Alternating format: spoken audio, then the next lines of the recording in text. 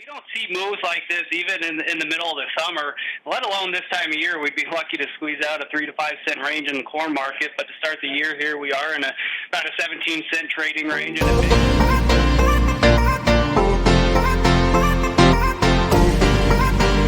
We wanted to bring you a data-driven approach to the markets, offering you buy and sell signals while taking the human emotion element out of the equation.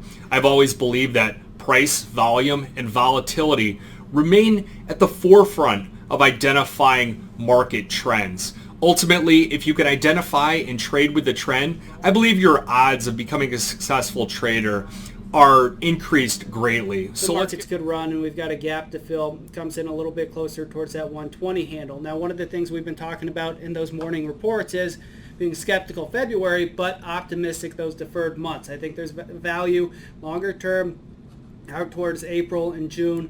Here's that April chart. If we get out above the top end of the range, I think there are clear skies ahead.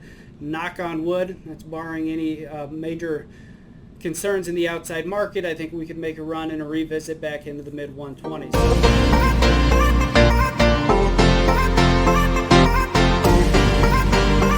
Saudi Arabia voluntarily cut production by about 1 million barrels per day. From my understanding, you're only seeing an increase of probably across OPEC Plus between Russia and a couple other small ones that maybe a total of 150,000, 250,000 barrels per day. But remember, Libya's production was also coming back online. Yeah. So I think there's a number of balls in the air that are a little uncertainty, but I think the powerful move through $50 that we've seen is just more on the coordination within OPEC Plus. Now with the Russell, it's been a heck of a week, heck of a start to the year for the Russell 2000 small cap index. 2100 though has been our upside target. This is a 50% extension from the March high to the March low. So up there, a big target in the Russell. It's facing some headwind right now as the other indices catch up. Now, what could throw this thing off? You have the 10-year Treasury, almost 1.1%. Our upside target on the 10-year Treasury has been 1.25 though.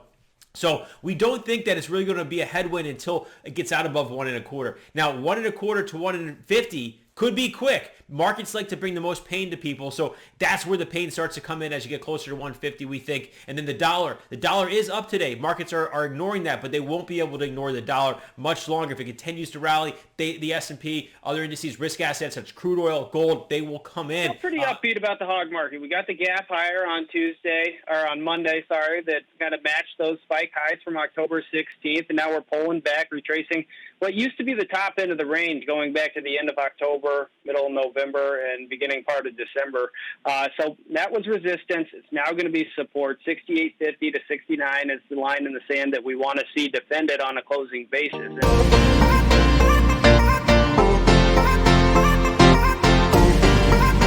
It's a bloodbath out there in the metals. You're seeing gold more than $100, not more than $120 from the high we already seen this year. Think about it, though. We saw a low of 1767. We've now seen a high of 1962.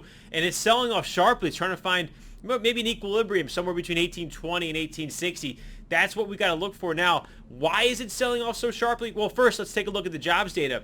You actually had 140,000 jobs lost in December. Usually that's good for gold, right? Well, not today, because the dollar index is actually working off from oversold territory. And the other part is the treasuries. The treasury yields are continuing to rise. The 10-year treasury yield rose to a high of 112%. Now you're thinking, why? Why would the treasury yield rise on bad jobs data? Well, it's pricing in the anticipation of added stimulus. It's anticipation what they're going to be supply of treasuries to print for all that debt. So really what you're seeing here is the treasury market pricing in the anticipation of added fiscal stimulus, the dollar working off oversold levels, and then really what it's doing is it's crushing gold. It's the worst case scenario for gold, and now silver following suit. It's the worst case scenario because we don't have new fiscal measures right now. They haven't talked about a new $1 trillion stimulus plan. It's just that $900 billion plan right now, and there also seems to be a little bit of headwind for that $2,000 stimulus check. So keep an eye on all of that right now. But that's what we're seeing here. That's what's crushing the metals. And then on top of that, we're seeing the S&P and some of the stock indices start to work off a little bit of that exuberance. The Russell's the first one to give. The gold-silver ratio is going to continue to break to the downside. The other two metals like platinum, palladium, first thing people are going to do once this liftoff, reopening takes place, I'm going to get in my car, I'm going to take a road trip, I'm going to look at my car and go, man, I don't want this car anymore. I'm going to buy a new one, and that takes more platinum, more palladium, more rhodium. They've been buying a lot of new cars. Auto sales are shockingly good during the last 6 months.